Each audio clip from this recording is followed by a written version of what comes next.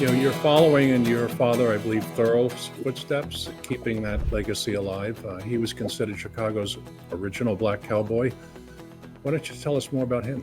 My dad was one of those kind of people that you couldn't tell him what he couldn't do. On Saturdays, you could go watch the Westerns at the movies. And he would go there every Saturday. And after a while, he just kind of fell in love with being a cowboy, not necessarily because of who was on the screen, but it was something that he really wanted to be involved in. So he started there was a place called Boots and Saddles in suburban Chicago. And they used to have weekly rodeos.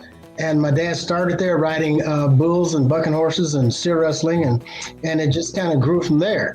In 1964, he put on his first rodeo, he produced his first rodeo in our backyard in Robbins for the Robbins Volunteer Fire Department.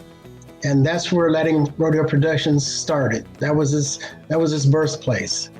57 years ago, and we're still going. We really wasn't tall enough to play basketball or fast enough to play football or run track, I guess. So riding bucking horses was my niche. A lot of people kind of laugh at it, but whenever my dad got home from work, it was my job to have the horses saddled and the bucking horses loaded so that when he got home from work, we could practice every day, which I thought was the greatest thing in the world.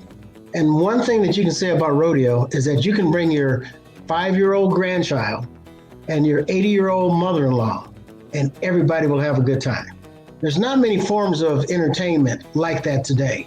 I've been from Illinois my entire life. You don't have to be from any special place to do what you want to do, as my dad proved. But you can accomplish anything, and that's the one thing that we try to push here at Letting Rodeo Productions is to believe in yourself, don't let anybody tell you what you can't do, and make it happen.